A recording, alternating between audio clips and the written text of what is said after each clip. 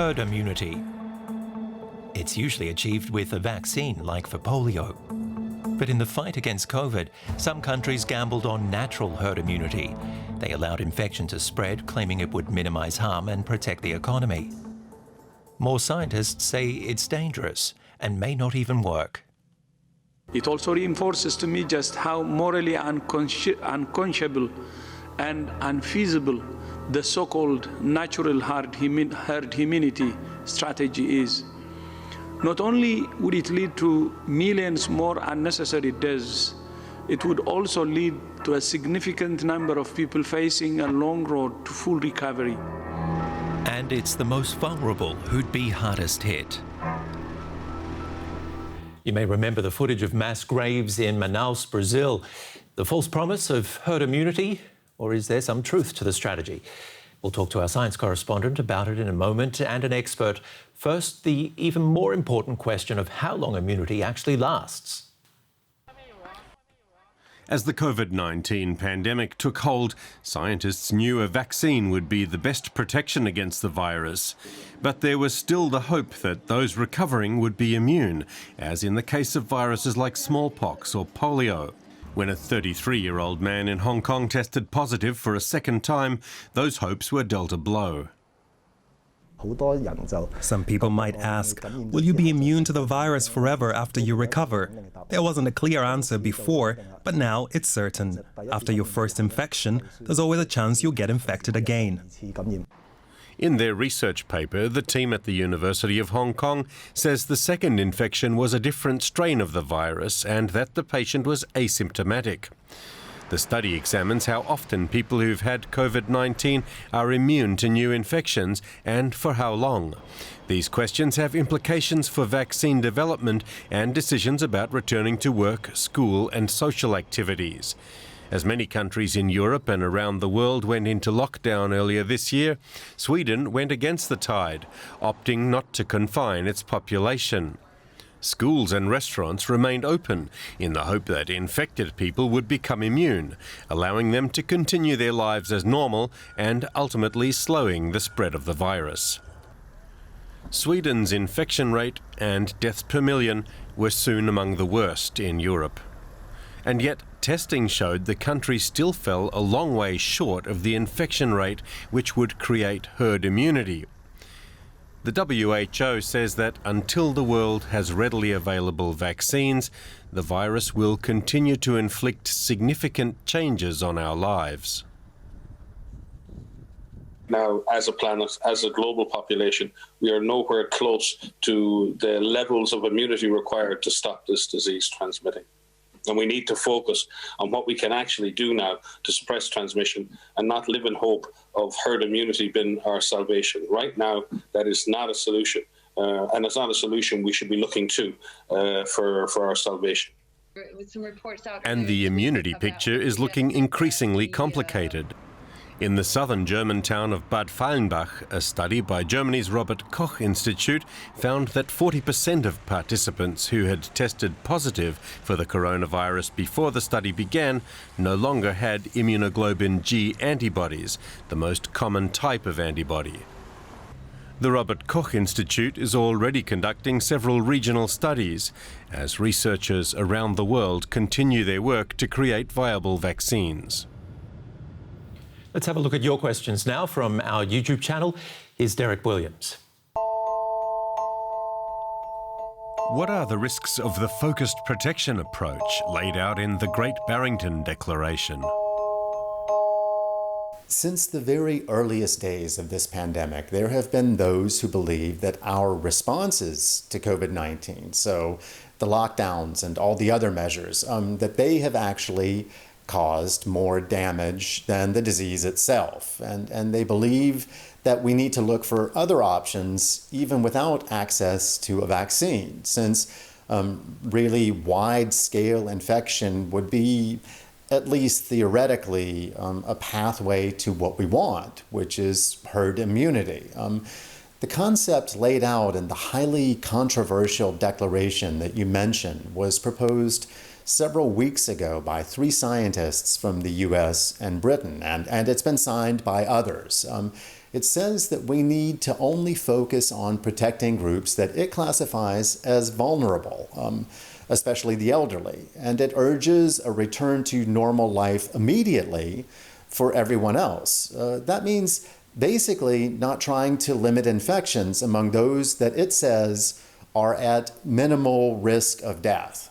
So what would be the dangers of going down that path? There are some pretty major ones. A big flaw in the Declaration's reasoning, a lot of experts say, is the fundamental assumption that people who appear to gain at least some immunity after surviving the disease will keep that immunity for extended periods. We've already seen some cases of people who have gotten COVID-19 a second time, though so far they've thankfully been few and far between. Still, the coming months could see many, many more.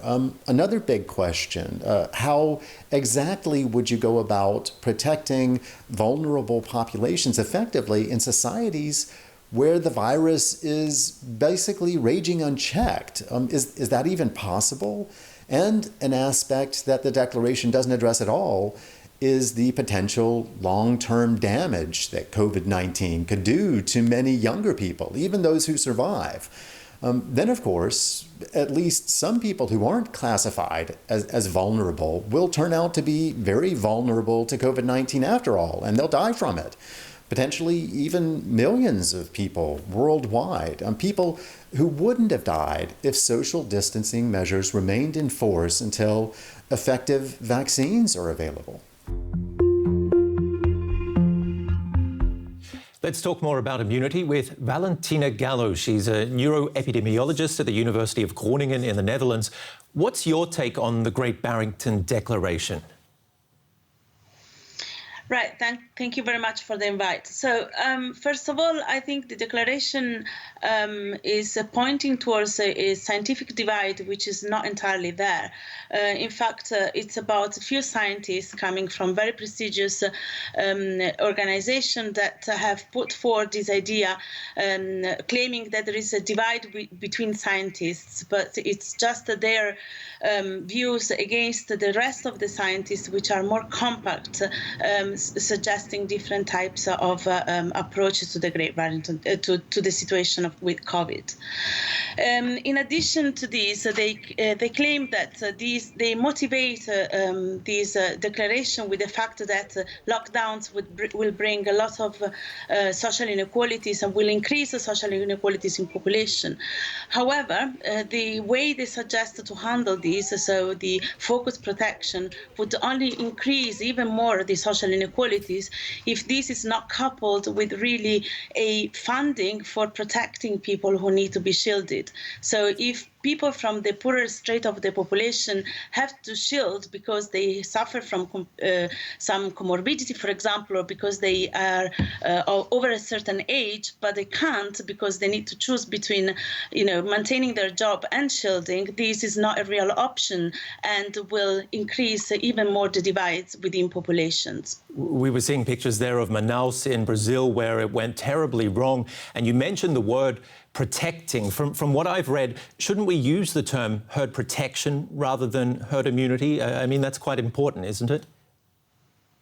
It is very important, and it's a subtle distinction, but important, and it's the way scientists communicate with the rest of the world. So we use herd immunity for saying that when a proportion of the population is actually immune from a condition, then the rest of the population are prevented to get the condition from a normal social to social contact. But in fact, they are not immune to it, but they are protected because they are still vulnerable, but protected by the fact that the other people are immune. And what's happening in Brazil is proving that herd immunity for a natural infection might be not working, because data are coming now back saying that in fact their infection is again on the rise.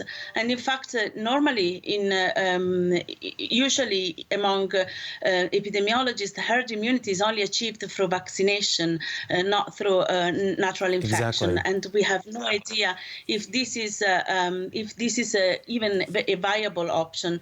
And the preliminary data we are seeing now, in fact, go against this idea. Staying with Brazil, what about Brazil's experience with the Zika virus?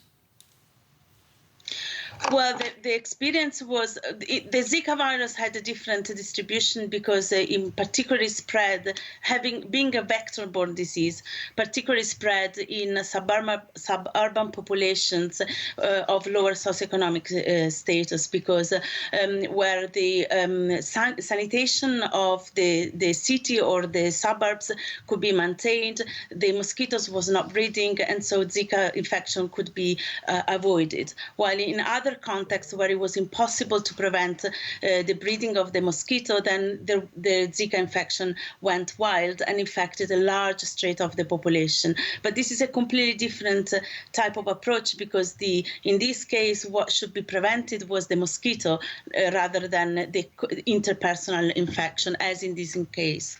What about the path that Sweden took? Did the government get it so wrong?